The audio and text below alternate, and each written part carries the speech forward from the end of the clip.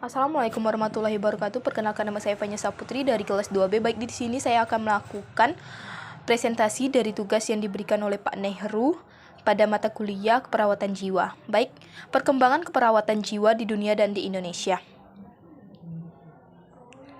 Perkembangan keperawatan jiwa di dunia. Yang pertama yaitu masa peradaban. Masa ini dimulai antara tahun 1770 sampai dengan tahun 1880. Ditandai dengan dimulainya pengobatan terhadap pasien gangguan mental.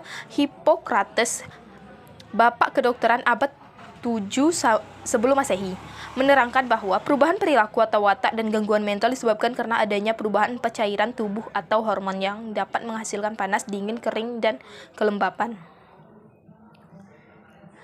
Pada masa pertengahan, masa ini merupakan metode pengolahan modern pasien gangguan jiwa. Bapak psikiatrik Prancis Pinel menghabiskan sebagian hidupnya untuk mendampingi pasien gangguan jiwa. Pinel mengajarkan pentingnya hubungan pasien dokter dalam pengobatan jiwa. Baik, yang terakhir abad 18 dan 19.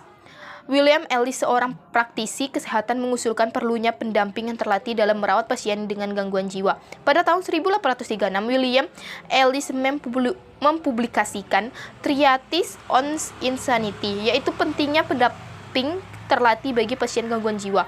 Karena pendamping terlatih terbukti efektif di dalam memberikan ketenangan dan harapan yang lebih baik bagi kesembuhan pasien. Baik, sejarah perkembangan keperawatan jiwa di Indonesia. Yang pertama yaitu zaman kolonial Belanda.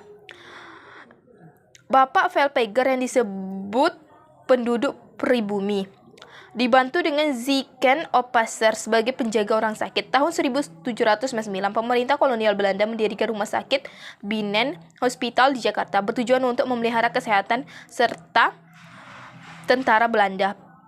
Pendirian rumah sakit tetapi tidak diikuti perkembangan profesi keperawatan karena tujuannya hanya untuk kepentingan pribadi. Pada masa penjajahan Inggris, Gubernur Jenderal Inggris ketika itu dijabat oleh Raffles sangat memperhatikan kesehatan rakyat. Berangkat dari semboyannya yaitu kesehatan adalah milik setiap manusia, ia melakukan berbagai upaya untuk memperbaiki derajat kesehatan penduduk pribumi, antara lain melakukan pencacaran umum, cara perawatan pasien dengan gangguan jiwa, dan kesehatan pada tahanan. Rumah sakit jiwa di Indonesia 1 Juli 1882. Rumah sakit jiwa Bogor pertama di Indonesia. Baik, yang terakhir teori model Peplau kesehatan jiwa. Menurut konsep model ini, kelainan jiwa seseorang bisa muncul akibat adanya ancaman. Ancaman tersebut menimbulkan kecemasan, ansietas timbul dan alami seseorang akibat adanya konflik saat berhubungan dengan orang lain atau interpersonal.